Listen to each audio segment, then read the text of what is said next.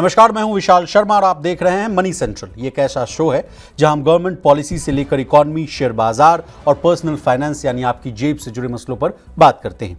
इन मसलों को आसान भाषा में विस्तार से समझाने के लिए हमारे साथ मौजूद हैं हमारे सहयोगी और वरिष्ठ आर्थिक पत्रकार प्रवीण शर्मा। सर, आपका मनी सेंट्रल में बहुत स्वागत है। Thank you Vishal. Online gaming bill 2025 Lok Sabha और राज्यसभा दोनों सदनों में पास हो चुका है और इसके बाद रियल मनी गेम्स से जुड़ी कंपनियों के शेयरों में गिरावट देखने को मिल रही है। वहीं ड्रीम 11 जैसी बड़ी कंपनियों ने अपना बोरिया बिस्तर समेटने की तैयारी कर ली। ऑनलाइन गेमिंग के चक्कर में क्या बर्बाद हो रहे थे लोग? सरकार के इस कदम से गेमिंग इंडस्ट्री का क्या होगा? सरकार का इस पूरे मामले पर क्या कहना है? ऑनलाइन गेमिंग बिल में 4 सख्त नियम, वो क्या क्या है, इसको भी जानने और समझने की कोशिश करेंगे। इसके अलावा आज चर्चा करेंगे वोडाफोन आइडिया की। वीआई के शेयरों में आज अचानक से तूफानी तेजी आई। शेयर में 8% की बढ़ोतरी देखने को मिली। 2 लाख करोड़ के कर्ज में डूबी कंपनी के शेयरों में क्यों आया उछाल? वोडाफोन आइडिया पर कितना एजीआर बकाया है यानी ड्यूज है? अगर शेयर है तो क्या होल्ड करना चाहिए या नहीं, ये भी आपको बताएंगे। और अंतिम में चर्चा करेंगे बैंक डिपॉजिट्स की। आरबीआई के ताज़ा आंकड़ों के मुताबिक अप्रैल से अगस्त 2025 के बीच बैंकों में डिपॉजिट्स की रफ्तार तेज रही, लेकिन कर्ज की जो डिमांड है वो कमजोर रही। इस दौरान डिपॉजिट्स और लोन डिस्बर्समेंट के बीच का अंतर पिछले साल की तुलना में लगभग 5 गुना बढ़कर 1.56 लाख करोड़ हो गया। क्या है bank deposits versus credit disbursement की कहानी, विस्तार से समझेंगे प्रवीण जी की जुबानी। तो चलिए बिना देर किए फटाफट करते हैं मनी सेंट्रल की शुरुआत। लोकसभा के बाद राज्यसभा में भी गुरुवार को ऑनलाइन बिल पास हो गया। अब इस पर कानून बनाया जाएगा। बीते कुछ सालों में ऑनलाइन गेमिंग का दायरा कुछ इस कदर बढ़ा कि देश के युवा यानी जो यूथ है इसकी चपेट में आकर बर्बाद होने लगे, अपना लाखों करोड़ों रुपया गंवा रहे हैं। सरकार का अनुमान है कि लगभग 45 करोड़ लोग ऑनलाइन रियल मनी गेमिंग में हर साल लगभग 20,000 करोड़ रुपए गंवा देते हैं। प्रवीण सर, आप कैसे देख रहे हैं इस बिल को? और खबरें ये आ रही हैं कि भारत की सबसे बड़ी फैंटेसी गेमिंग कंपनी ड्रीम 11 अपना रियल मनी गेमिंग कारोबार भी बंद करने जा रही है। स्पॉन्सरशिप से भी जुड़ा हुआ है मामला। कहा जा रहा है कि अब जो क्रिकेट वाले जो खेल है, जो भी मैच होगा, उसके सबसे बड़े स्पॉन्सर हुआ करते थे ये। अब अगर स्पॉन्सरशिप हटेगी तो क्या फिर मामला होगा? तो पूरी कहानी को समझाइए सर। नहीं, देखिए, ड्रीम 11 को ही नहीं, बाकी जितने भी इस तरह की जो कंपनियां हैं, नज़ारा टेक, जो कि इस तरह के रियल मनी वाले गेमिंग ऑप्शंस देती हैं, उन सबको अपना जहाँ जहाँ पैसा इन्वॉल्व है उस सबको बंद करना पड़ेगा। ये सरकार का जो promotion and regulation of online gaming bill 2025 है, इसका मुख्य कोर तत्व है। जितनी देश में ऑनलाइन गेमिंग की जो कंपनियां हैं, जिनका विस्तार हुआ, जिनके कारोबार में तेजी आई, उसके पीछे एक बड़ा हिस्सा यही था कि आप इधर पैसा लगाइए और उधर 1 रुपये लगा रहे हैं, 50 रुपये, 100 रुपये, 500 रुपये पा रहे हैं। नहीं, कई बार हम लोगों ने ये भी खबरें में देखी सर कि रिक्शा चालक हो या ऑटो चालक हो, उन्होंने ड्रीम 11 से करोड़ों रुपए कमा लिया, करोड़पति बन गए। उस खबर को बड़ी प्रमुखता से चलाई जाती थी, उसको देखा जाता था। उससे भी लोग कई जो हैं मोटिवेटेड होते थे कि भाई अब हम भी टीम बनाएंगे, पैसा लगाएंगे और रातों रात अमीर बन जाएंगे। तो कुल मिला के अंततः बात यह है कि क्या ये सट्टा, क्या ये लॉटरी जैसा कारोबार या गेमिंग का है? एक बात इसमें यह है, जो आंकड़े आते हैं उसमें अलग अलग तरह के प्रोजेक्शंस हैं। कुछ बताते हैं कि 2024 में ही करीबन 3.7 बिलियन डॉलर का ये बिजनेस था, जो कि 2029 तक लगभग 9 अरब डॉलर पर पहुंच जाएगा, ऐसी इसकी उम्मीदें जताई जा रही हैं। तो कारोबार छोटे से बड़ा होता चला गया और सरकार समेत किसी ने इस बात की सुध नहीं ली जी। मसला असल में ये नहीं कि आज आप इस बिल को लेके आके इस पे बैन लगा रहे हैं। मसला इस बात का है कि जब लोग 20,000 करोड़ रुपए साल दर साल गंवाते रहे और सरकार बैठी सोती रही, देखती रही कि अब इसमें क्या करना है। अब आकर इसमें जब क्राइसिस इतनी बड़ी हो गई कि 45 करोड़ लोग, जैसा आप बता रहे हैं, और लंबा चौड़ा अमाउंट जिसमें ख़त्म हो रहा है, जो इस तरह की गेमिंग करा रहे हैं वो स्पॉन्सर हैं, लीड स्पॉन्सर हैं बड़े बड़े गेम्स की। 24 घंटे अगर आप टीवी पे या आप ऑनलाइन सोशल मीडिया पे देखेंगे तो सबसे ज़्यादा अगर कोई ऐड दे रहा है, विज्ञापन दे रहा है, तो वहाँ ये कंपनियां हमको दिखाई देती हैं। तो कारोबार इनका बड़ा हुआ, बड़ा होने दिया गया, और जब वो एक क्राइसिस के लेवल पे पहुँच गया, आपने अचानक से उसका शटर बंद कर दिया। अब जो गेमिंग इंडस्ट्री वाले लोग हैं, उनसे जुड़े हुए लोग हैं, वो कह रहे हैं कि साहब इतने नौकरियां चली जाएंगी, इतने अरब का बिजनेस लॉस हो जाएगा, 1 अरब से डॉलर से ज़्यादा का तो इन्वेस्टमेंट है कंपनियों का इनमें, उसका क्या होगा। अब ये सवाल पैदा हो रहा है। एक बड़ी चीज़ ये भी है कि जो शेयर है टोटल जो गेमिंग ऑनलाइन गेमिंग का बिजनेस है उसमें ऐसे गेम जिनमें मनी इन्वॉल्व है उसकी हिस्सेदारी लगभग 86% तक है। Exactly sir. तो अब आप समझो इसके बाद बचा हुआ हिस्सा कितना बचा, अप्रोक्स आप 20% भी मान लीजिए, तो 20% ऐसा है जो नॉर्मल गेमिंग है, 80% ऐसा है जिसमें कि पैसा इन्वॉल्व है। पैसा इन्वॉल्व है, लोग 1 रुपये लगा के 50 रुपये जीतना चाहते हैं, चाहे लूडो हो, चाहे क्रिकेट हो, चाहे टीम बनाओ या टीम बिगाड़िए, जो भी है चीज़ें उस तरह की चीज़ें क्रिएट की गई। ऐसा ही मामला हमने देखा क्रिप्टो के साथ, जहाँ पे कि एक तरह से उसको लॉटरी की कैटेगरी में डाला आपने। जब पहले चलता रहा, बाद में सरकार को एकदम अचानक से याद आया और उस पर उठा के 30% का लॉटरी वाला टैक्स लगा दिया सरकार ने। तो बेसिकली समस्या इस बात की है कि पहले एक क्राइसिस को खड़ा किया जाता, उसके बाद उस क्राइसिस को जो है वो ख़त्म करने की कोशिश की जाती है, लेकिन उसके जरिए फिर दूसरी, अब सरकार ये कह रही है कि हम जो लॉसेस होंगे, जो जॉब लॉस होंगे, उसकी हम भरपाई करने की कोशिश करेंगे, उन लोगों की हम मदद करेंगे जिनकी नौकरियां जाएंगी जी। कंपनियां ये कह रही हैं कि जो हमारा डेवलपमेंट में लोग लगे हैं, जो पैसा लगा है, उसका अब क्या होगा जी। तो सवाल कई बड़े सवाल हैं और पॉलिसी पे दरअसल सरकार की सवाल खड़े करते हैं। अब सर, ऑनलाइन गेमिंग बिल में जो नियम जो सख्त किए गए हैं उस पर भी कुछ चर्चा कर लेते हैं।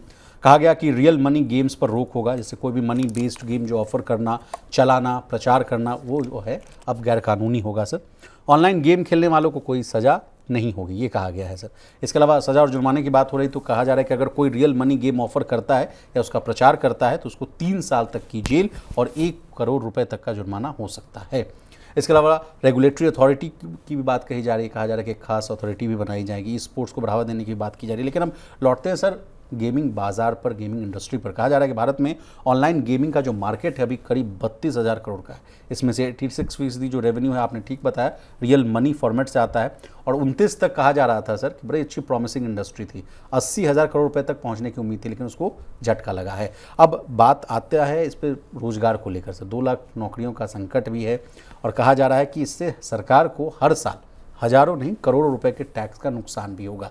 तो इस मामले पर हम आपसे समझना चाहेंगे कि जो टैक्स का जो फॉरगो वाला मामला है वो समझाइए सर। इसमें टैक्स तो जाएगा ही, सरकार मुझे लगता है इतने वक्त तक इसी चीज़ का इंतजार करती रही कि यार ये टैक्स आ रहा है, जो रेवेन्यू आ रहा है, इसको छोड़ना, मतलब कैसे इसको छोड़ा जाए, क्योंकि मतलब आखिर गंदा है पर धंधा है वाला मामला है कि कमाई तो हो ही रही है अल्टीमेटली, तो ख़त्म कैसे किया जाए। तो क्रिप्टो में सरकार ने कर दिया था, आरबीआई अड़ा रहा कि नहीं साहब इसको मत अलाउ कीजिए देश में, लेकिन सरकार इधर उधर से करके फिर सरकार ने कहा चलो 30% प्रॉफिट जो होगा उसका 30% आप दे दीजिए, लॉस जो हो वो आपका।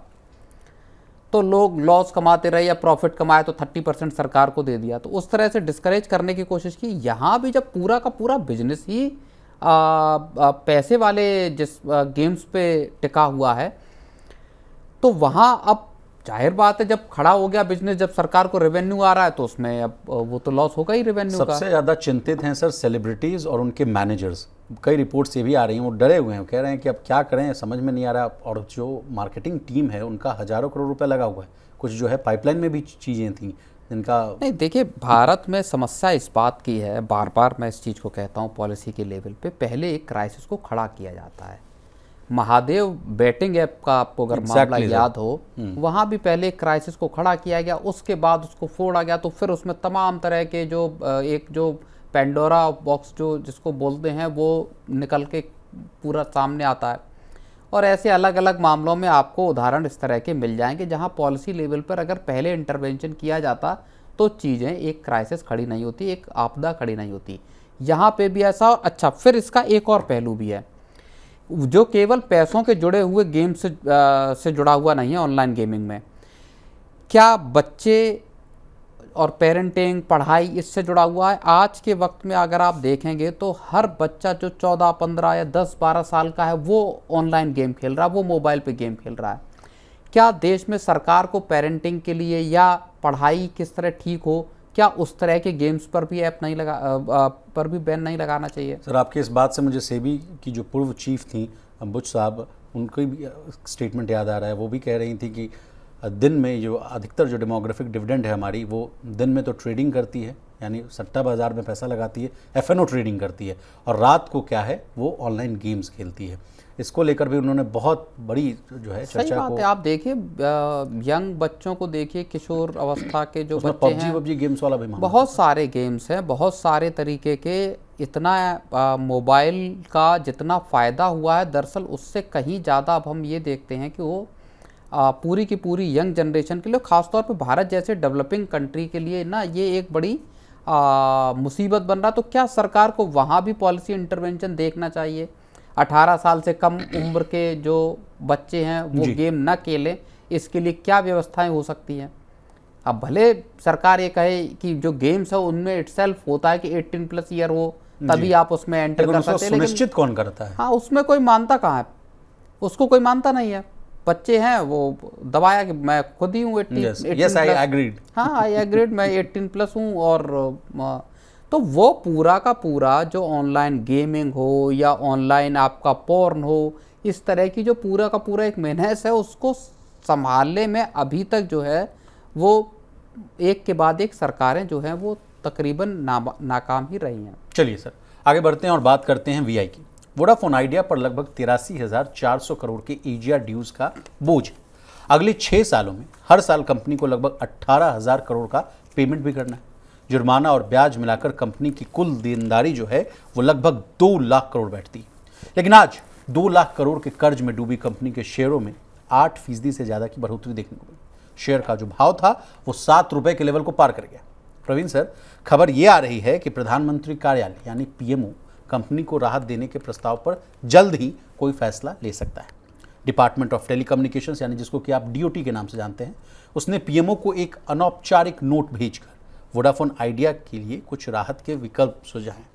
कहा जा रहा है कि स्टैट्यूटरी ड्यूज के पेमेंट पर मौजूदा जो मोरेटोरियम है उसमें 2 साल की और बढ़ोतरी की जा सकती है।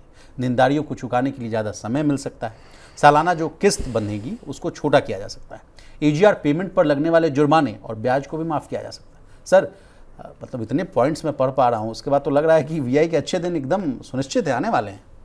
नहीं, हमने वीआई को कल भी, वोडाफोन आइडिया को कल भी हमने डिस्कस किया था और इसमें बात की थी कि किस तरह से जो एक्टिव यूजर्स की जो चर्निंग है, जो छोड़ के जाने का सिलसिला है, उसको थमता हुआ हमने देखा है। From 37 lakh to 5 lakh. हाँ, अप्रैल से जून तिमाही के फर्स्ट क्वार्टर में।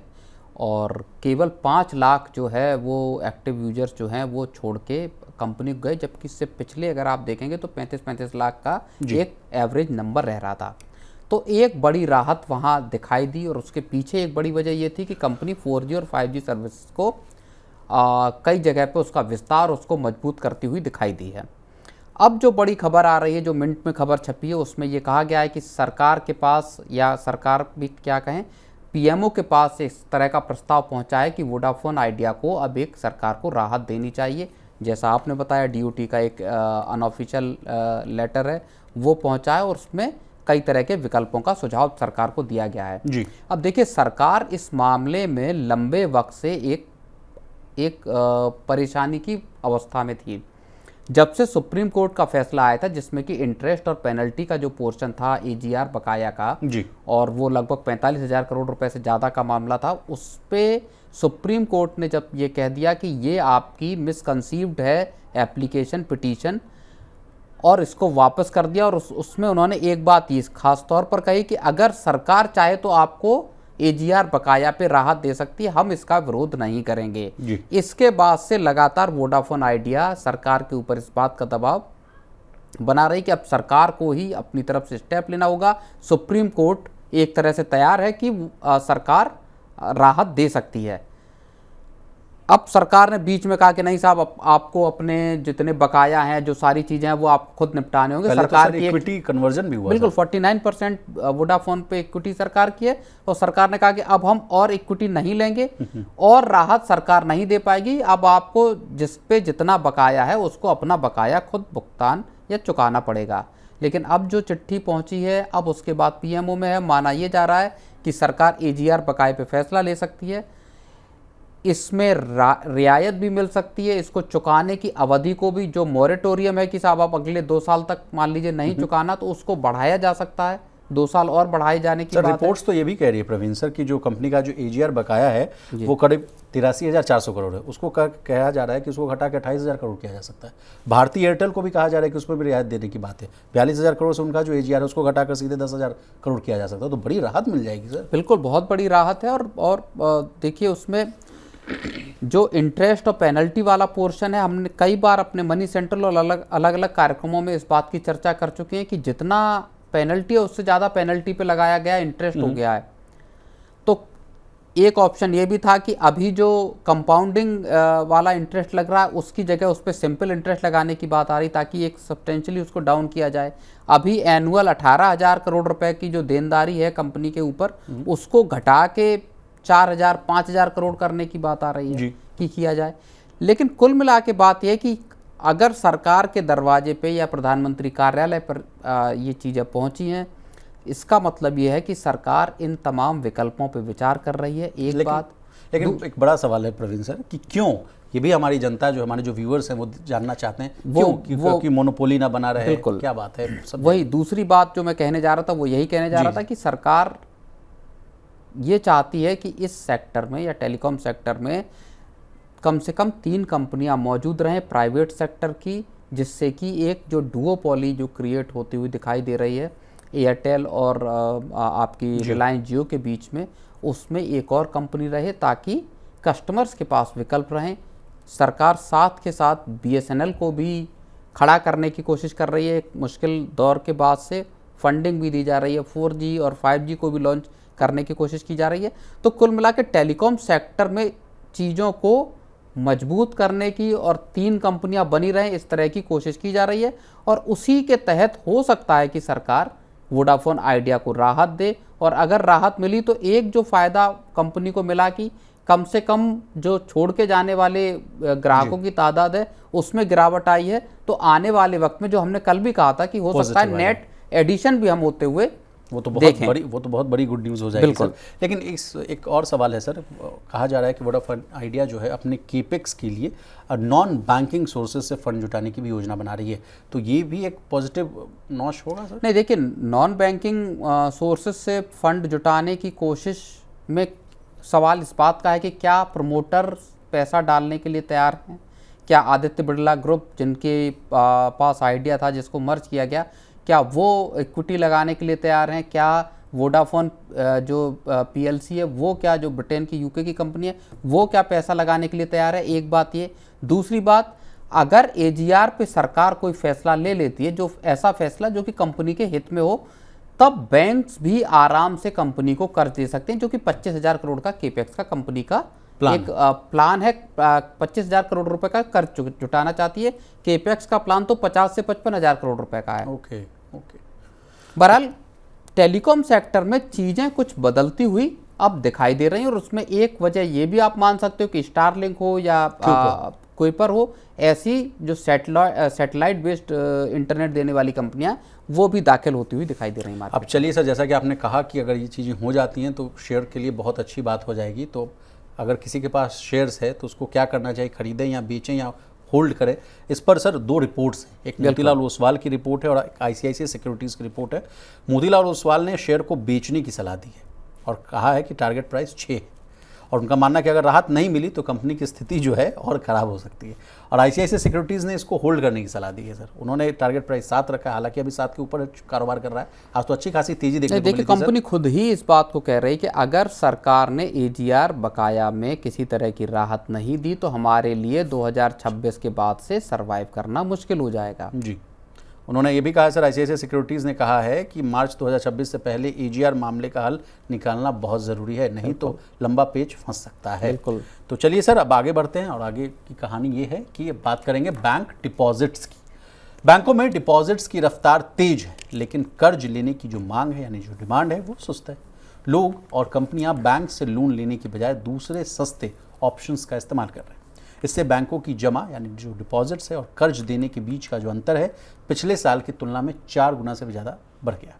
अब इसी बात को आंकड़ों से समझिए। देखिए, पिछले साल ये अंतर केवल 34,270 करोड़ था, जबकि इस बार ये बढ़कर 1,56,774 करोड़ हो गया। प्रवीण सर से समझने की कोशिश करेंगे कि बैंक डिपॉजिट्स और क्रेडिट वाला जो पूरा मामला क्या है और इस आंकड़ों को भी डिकोड करवाएंगे। Sir, over to you.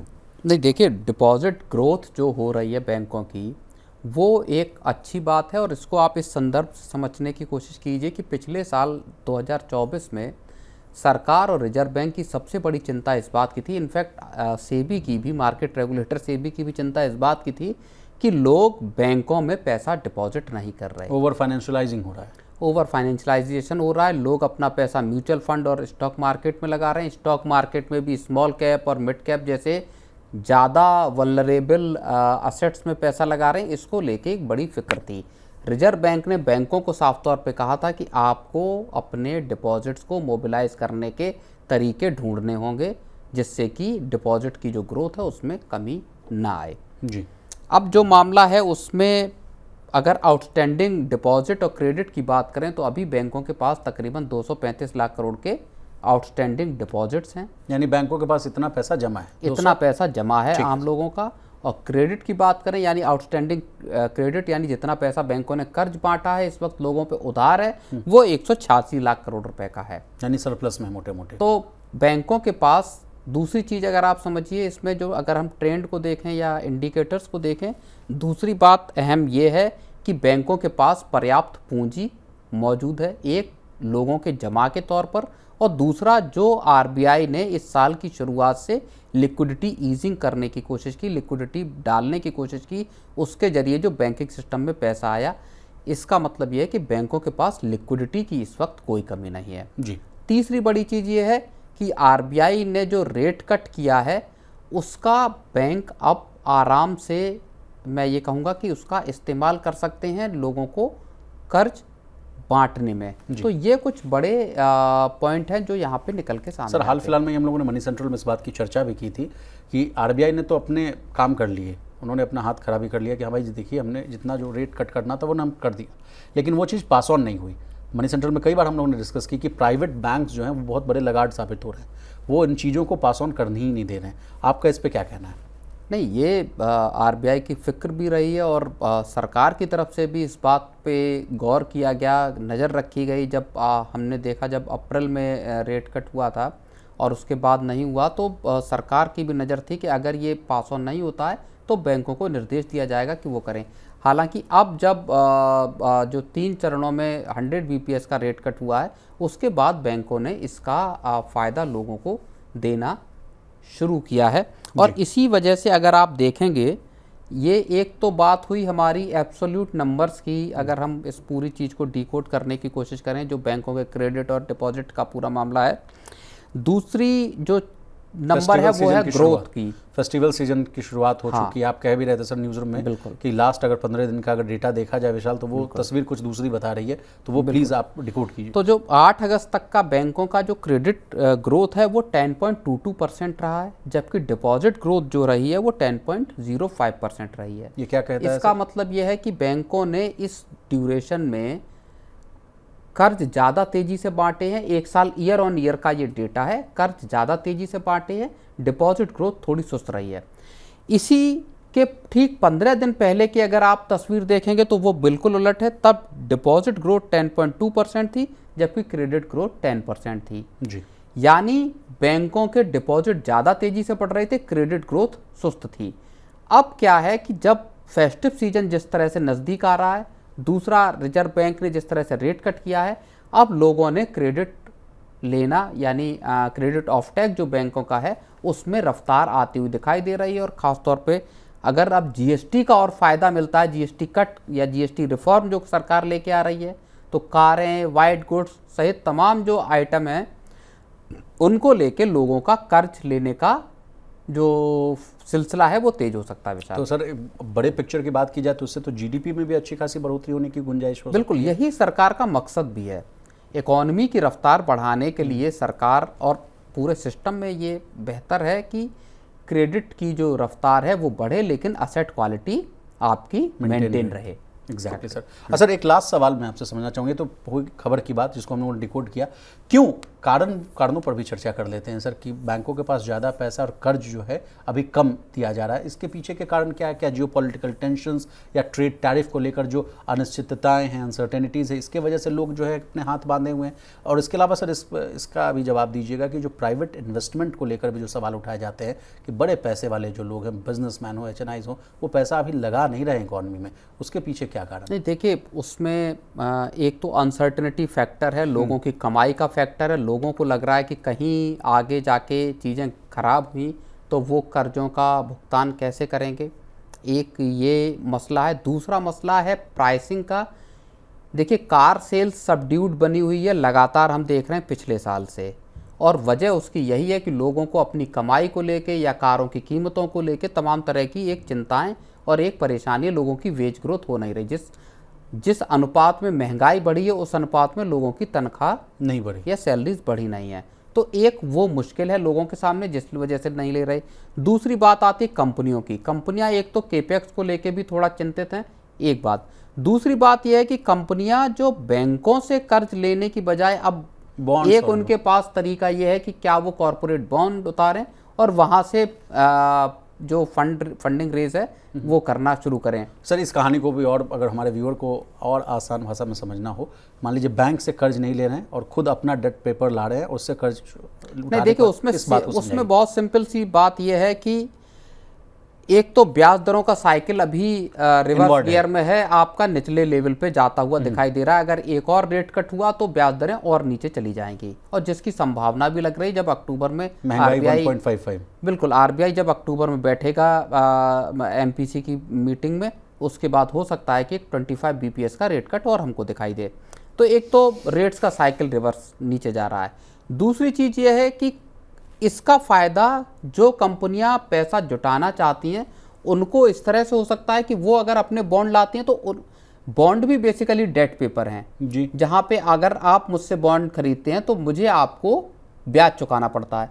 अब वो ब्याज बैंकों के ब्याज से अगर सस्ता उठा सकते हैं आप पैसा, बैंक अगर मान लीजिए 7% पे आपको लोन दे रहा है और अगर आप 6% या 6.5% पर अगर आप कॉर्पोरेट बॉन्ड ला के पैसा जुटा तो सकते हैं, स्प्रेड का फायदा 1% तो वहाँ का वो फायदा आपको हो सकता है। और ये भी एक तरीका हो सकता है कि कंपनियां आसानी से भी दरअसल पैसा जुटाने की एक तरकीब ये हो सकती तरीका। तो इस वजह से क्रेडिट ऑफ टेक में थोड़ी सी सुस्ती हमको दिखाई दे रही है। चलिए सर, तो प्रवीण सर आपका बहुत शुक्रिया, आपने कीमती समय निकाला, तमाम विषयों को बहुत ही आसान भाषा में विस्तार से समझाने की कोशिश की।